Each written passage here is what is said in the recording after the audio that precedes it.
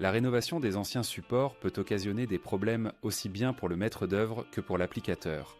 Ces problèmes apparaissent le plus souvent lorsque l'on souhaite, par exemple, agrandir les pièces d'une vieille maison en abattant les cloisons. Les sols sont alors hétérogènes. Parquet, ancien béton, chape anhydrite, chape asphalte, ancien carrelage, etc. Ces derniers ont des mouvements différents les uns des autres, ce qui empêche la pose de tout ragréage traditionnel. La méthode classique consiste en la dépose et le remplacement de ces supports. Ce procédé est long, coûteux, voire parfois impossible à réaliser.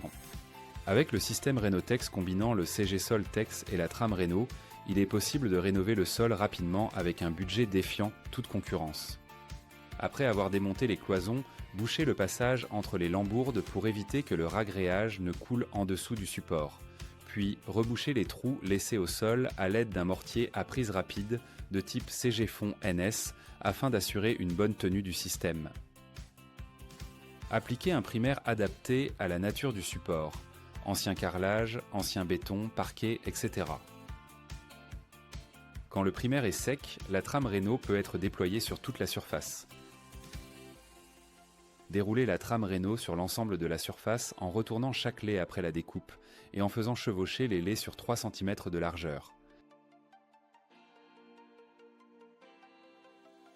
Appliquez alors le ragréage CG-Sol Tex sur une épaisseur mini de 7 mm au point le plus haut et jusqu'à 40 mm d'épaisseur maximum.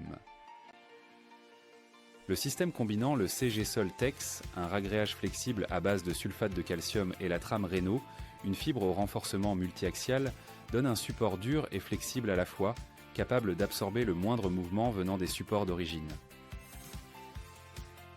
Après un temps de séchage dépendant de l'épaisseur, de la température et de l'humidité, la surface est prête à être recouverte.